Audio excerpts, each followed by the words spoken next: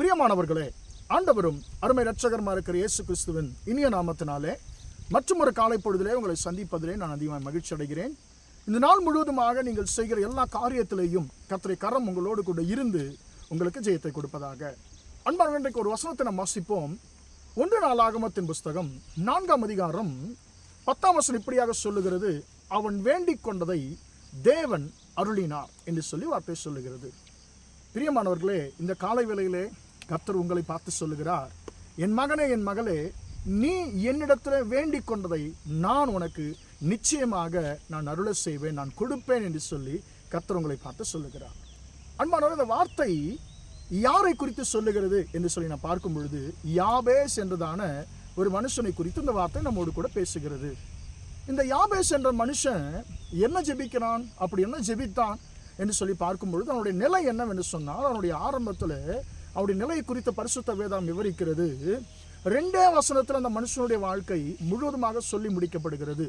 1 நாளாகமம் 4ஆம் அதிகாரத்தில் 9, 10 வசனங்கள் மட்டும்தான் இந்த யாபேசுடைய வாழ்க்கை அந்த 2 வசனங்களில் அடங்கி விடுகிறது. ஆனால் அவனுக்கு கர்த்தர் கொடுத்த அந்த ஆசீர்வாதம், அவனுடைய ஜெபம் பார்த்தீங்கன்னு சொன்னால், அது ஒரு மனுஷனுடைய முழு வாழ்க்கைக்கும் தேவையான ஒரு ஆசீர்வாதங்களை அவர் ஒரே ஒரு வசனத்தில் அவர் ஜெபித்து முடித்து விடுகிறார்.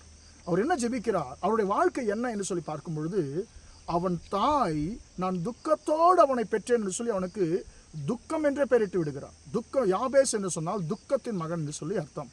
அப்போது அவன் வளர்ந்து வரும்பொழுது எல்லோருமே அவனை பார்த்து என்ன சொல்லியிருப்பாங்க, இவன் ஆசீர்வாதம் இல்லாதவன். நம்முடைய பாஷையில் சொல்ல வேண்டும் என்று சொன்னால், இவன் ராசி இல்லாதவன். இவனை பார்க்கும்போது நம்ம சொல்லுவாங்க இல்லைங்களா, இந்த நாட்களில், ஐயோ எதிர வந்துட்டாங்கண்ணே, இனி போகிற காரியம் உருப்படுமான்னு தெரியாது, வாய்க்குமான்னு தெரியாது, ஏன்னு சொன்னால் இவன் ஒரு தரித்திரம் பிடிச்சவன், இவன் சபிக்கப்பட்டவன், இவன் ஆசீர்வாதம் இல்லாதவன் என்று சொல்லி இன்றைக்கு ஒரு சிலரை குறித்து சொல்லுகிறதை நாம் கேள்விப்பட்டிருக்கிறோம். இன்றைக்கு உங்களிலே ஒரு சிலரை குறித்து கூட, உங்களை குறித்து கூட ஒருவேளை அப்படிப்பட்ட ஒரு சிந்தை மனுஷர்களுக்கு கொண்டா இருக்கலாம். எப்போ பார்த்தாலும் பைபிள் இயேசுன்னு சொல்லி சுற்றிக்கிட்டு இருப்பாங்க. இவனை முகத்தை பார்த்தா என்ன நடக்கும், போன காரியம் உருப்படுமா, இவனே ஆசீர்வாதம் இல்லாதவன்னு சொல்லி உங்களை குறித்து சொல்லுகிறார்களா? அதே நிலை தான் யாபேசுக்கு இருந்தது. தாய் ஒரு மகனுக்கு துக்கம் என்று சொல்லி பெயரிடுகிறான். அவன் வாழ்க்கை துக்ககரமாகத்தான் இருந்தது. ஆனால் ஒரு நாள் அவன் ஒரு முடிவெடுத்தான், என்னுடைய துக்கத்தை நான் மாற்றிக்கொள்ளணும் என்று சொல்லி முடிவெடுத்தான்.